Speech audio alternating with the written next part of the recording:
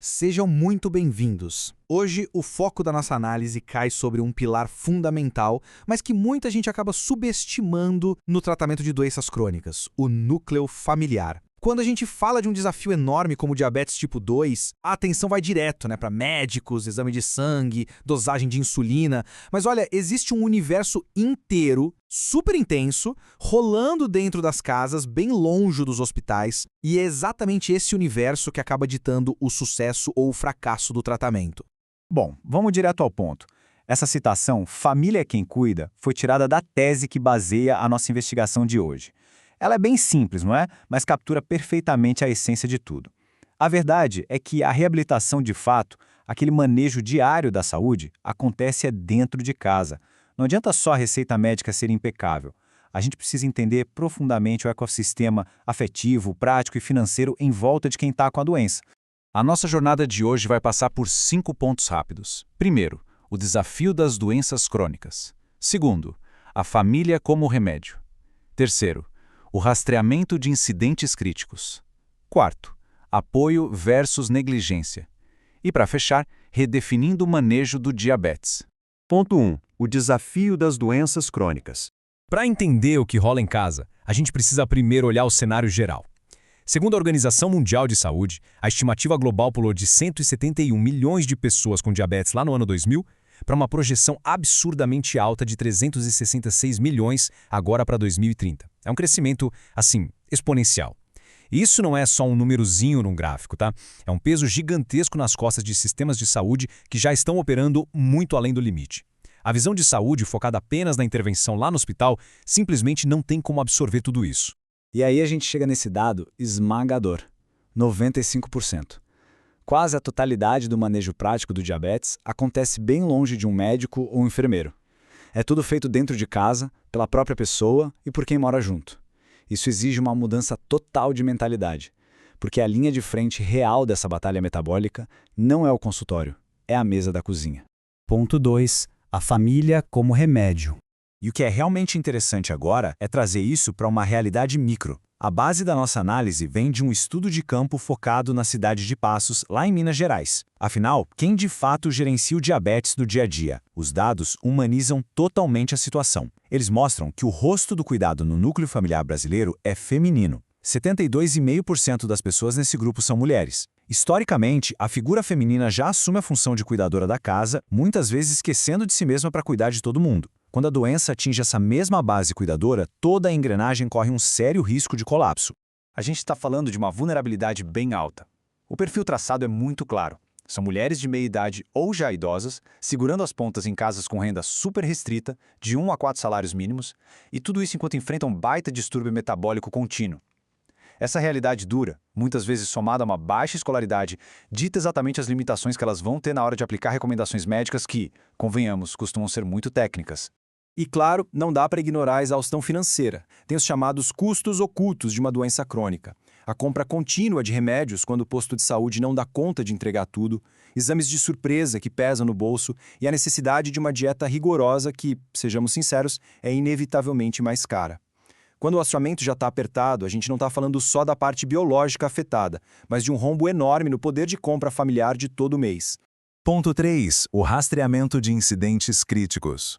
Mas como é que a pesquisa consegue medir o efeito das relações de família no corpo e na biologia de alguém? A resposta está na técnica do incidente crítico, é um conceito psicológico genial criado pelo John Flanagan na Segunda Guerra Mundial, que acabou se provando perfeito para a área da saúde. Em vez de ficar perguntando a opinião das pessoas em questionários abertos, a técnica foca no comportamento real. Ela isora uma situação, olha a ação e classifica objetivamente se aquilo melhorou ou piorou a saúde do paciente. É literalmente a ponte que liga a ciência exata com o cotidiano de casa. Com 51 entrevistas, esses comportamentos foram divididos em 4 categorias principais. A primeira, como as mudanças na estrutura e o estresse de parentes e amigos afetam a rotina. A segunda, as alterações naturais da própria doença e suas complicações. A terceira categoria avalia as práticas do dia a dia, tipo a adesão à dieta e aos remédios. E a quarta variável cruza isso tudo com a parte econômica, relatando o peso gerado por perdas de emprego e o custo dos medicamentos. E o resultado final disso foi um total quantificado de 226 incidentes críticos isolados nessas casas. O detalhe mais fascinante dessa coleta É quase um empate matemático perfeito. 109 incidentes trouxeram resultados positivos e os outros 117 foram claramente negativos. Metade a metade. É o retrato fiel da inconstância emocional e daqueles altos e baixos gigantescos que as famílias vivem diariamente com uma doença crônica. Ponto 4. Suporte versus negligência. E isso ilustra brilhantemente aquele choque, aquela fissura gigante entre as clínicas super organizadas e a bagunça que é a vida privada. De um lado, a gente tem o suporte positivo.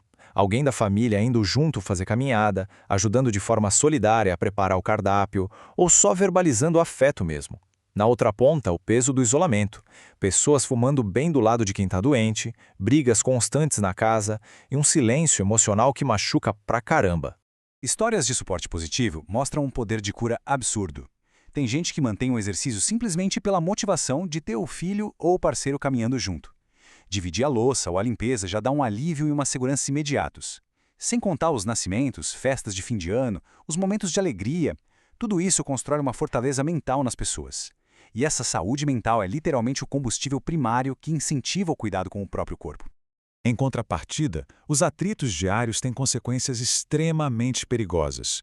Uma agonia gigante de mãe com um filho passando por um divórcio doloroso ou problema com drogas destrói totalmente o foco do tratamento. O luto por perder alguém na família ou aquele sentimento profundo de estar completamente sozinho enquanto alguém bebe na mesma sala, todo esse pacote de estresse acaba impactando diretamente as taxas de glicose no sangue. O trauma emocional desregula o corpo sem dó nem piedade. É a nossa verdadeira luta diária. Tentar medir a glicose bonitinho e manter aquela dieta restrita bem no meio do caos imprevisível que é a vida familiar. Quando os dramas aparecem, a ansiedade vai lá no teto. E aí a disciplina desaba, derrubando a eficácia até dos tratamentos médicos mais modernos do mercado.